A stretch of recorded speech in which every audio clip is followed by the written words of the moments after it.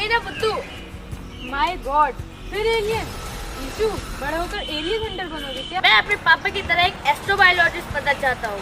Astrobiologist मतलब दूसरे ग्रहों पर जीवन का अध्ययन करने वाला वैज्ञानिक। मतलब तुम एलियंस की खोज करने वाले साइंटिस्ट बनोगे? हाँ वीनस, मेरा सपना है कि मैं एलियंस की खोज कर उनसे एक बार जरूर मिलूं। Wow, aliens!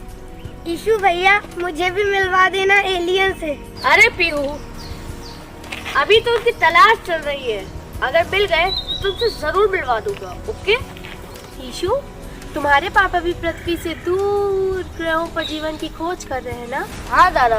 खुला आकाश और इस नीले आकाश के ऊपर अनंत अंतरिक्ष। हो सकता है वहाँ दूर अंतरिक्ष से कोई हमें देख रहा हो। दीदी, कहानी लिख रही हो क्या? ईशु, तुम्हारे पापा तो एलियंस के बारे में बहुत कुछ जानते होंगे और तुम्हें बताते होंगे, है ना? हाँ सादी, हम इस बारे में बहुत सारी बातें करते हैं और वो हमें यूनिवर्स में दूसरी दुनिया और वहाँ के जीवन के बारे में बहुत ही इंटरेस्टिंग बातें बताते हैं। जैसे क्या हम उनसे संपर्क कर सकते हैं? क्या वो हमसे मिलना चाहते हैं? क्या एलियंस धरती पर आते हैं? एलियंस कब, कहाँ, कैसे?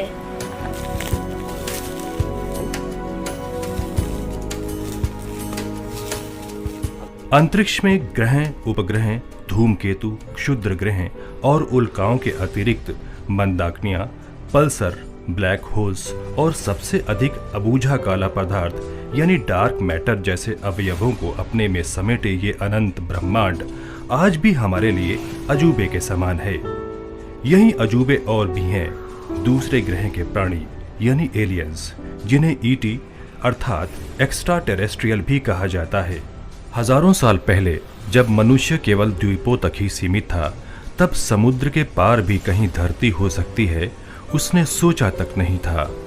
धीरे धीरे उसकी खोजी जिज्ञासा ने नए द्वीपों को खोजा। इस तरह सभ्यताओं, संस्कृतियों और ज्ञान विज्ञान का प्रसार होता गया। पृथ्वी पर विविध मानव सभ्यताओं और जीव जंतुओं की खोज के बाद उसकी निगाहें उठी आकाश की ओर। उसने सोचा कि जिस तरह पृथ्वी पर जैव विविधता है, दूर अंतरिक्ष में टिमटिमाते तारों के आसपास भी कहीं ना कहीं जीवन जरूर होना चाहिए। होना स्वाभाविक है और हमें अभी ये पता करना है कि ऐसे एलियंस जब हमें कांटेक्ट करेंगे या हम जो इन्फॉर्मेशन बाहर को भेजते हैं वो लोग कैप्चर करके उसको वहां से वापस हमें भेजें। इस विषय पर कई फिल्में धूम मचा चुकी हैं, जिसमें स्टीवन स्पिलबर्ग की अनेक यादगार फिल्में शामिल हैं। भारत में भी एलियन का जादू सिर चढ़कर बोल चुका है।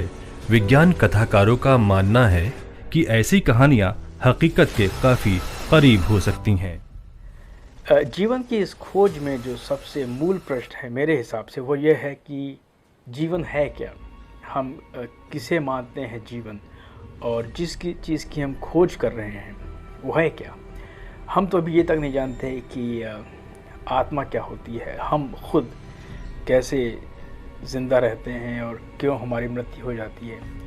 मेरे विचार से अगर सांस लेना, भोजन करना और अपना प्रजनन करके अपनी प्रजाति की वृद्धि करना एक परिभाषा हो सकती है जीवन की, तो फिर तो बहुत से सूक्ष्म जीव हैं, जीव जंतु हैं जो ऐसी परिस्थितियों में जी रहे हैं जिसकी कल्पना भी नहीं की जा सकती। चाहे वो अत्यंत ठंडा वातावरण हो या भीषण गर्मी हो। वैज्ञानिकों ने पता लगाया है कि बहुत ही शीतल और बहुत ही गर्म जगहों पर भी जीवन पनपा है।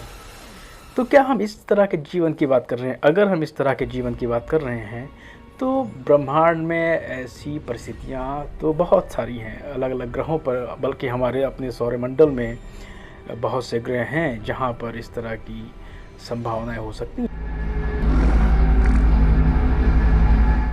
संभव तो अवश्य है, लेकिन अभी तक कोई ऐसा ठोस सबूत मानव जाति के सामने नहीं आया है जिसको हम लोग डॉक्यूमेंट कर सकें, जिसको हम लोग दिखा सकें आम आदमी के सामने कि भाई ये देखो एलियन के आने का यहाँ पर एक चिन्ह है।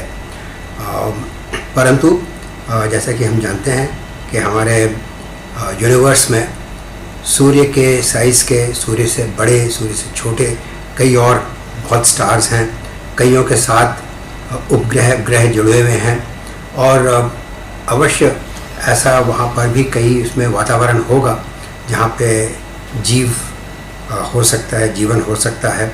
आवश्यक नहीं है कि वो हम लोग की तरह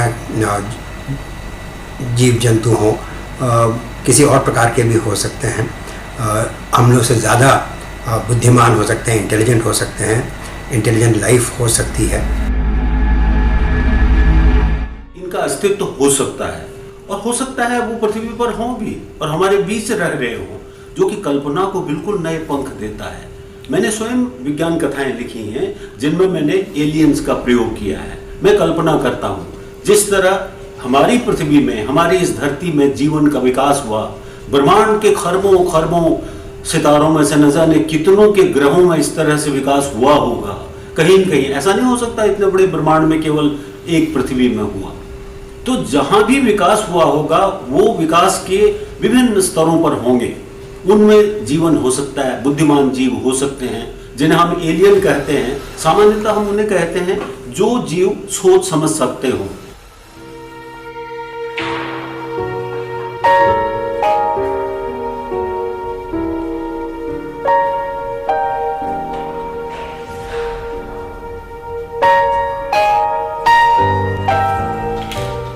पापा ये एलियन कैसा है? गुड, लेकिन क्या कोई एलियन दिखने में ऐसा हो सकता है? पता नहीं। पता नहीं। यही पता करना तो आज सबसे बड़ी चुनौती है। मतलब स्टीफन हॉकिंग के सामने भी सबसे बड़ी चुनौती यही। स्टीफन हॉकिंग के अनुसार इस ब्रह्मांड में अनगिनत आकाश गंगाएं हैं, इसलिए यह सोचना कि उनमें कहीं न कहीं जीवन होगा बिल्कुल तार्किक है। हाँ, सबसे बड़ी चुनौती यह पता करना है कि वे देखने में कैसे होंगे।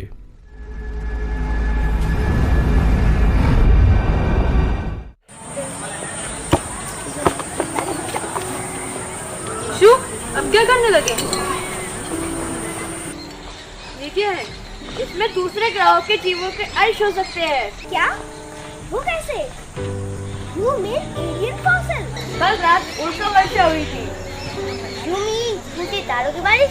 हाँ, ये उसी के अवशेष हो सकते हैं। मिटियोर शावर तो होता रहता है, लेकिन उसके साथ जीवाणु वगैरह मेरे को समझ नहीं आया। मतलब ये होता है किसी ऐसे ग्रह की भी हो सकती है जहाँ पर पृथ्वी की तरह जीवन रहा हो। और इसके आगे की स्टडी के लिए मैं इसे अपने पापा के पास ले जाऊंगा, वही बताएंगे कि सच क्या है।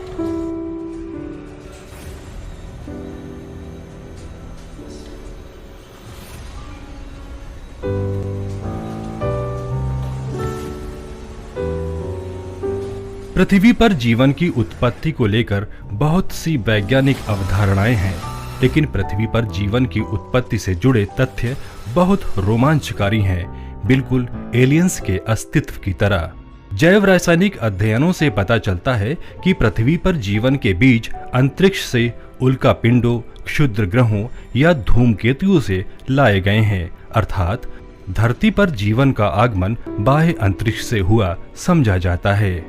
पेंसपर्मिया सिद्धांत ब्रह्मांड के बृहद स्तर पर जीवन को लेकर प्रकाश डालता है। यह सिद्धांत पृथ्वी और सौरमंडल के अलावा सौरमंडल से बाहर भी जीवन की संभावना का समर्थन करता है। इसका मूल आधार इस बात में निहित है कि जीवन के बीज सर्वव्यापी हैं और वे उल्काओं, धूमकेतुओं और क्षुद्र ग्रहों में अंतर्निहित हैं। आकाश से समय समय पर गिरने वाले ऐसे उल्का पिंडों का वैज्ञानिकों द्वारा गहन अध्ययन किया जा रहा है।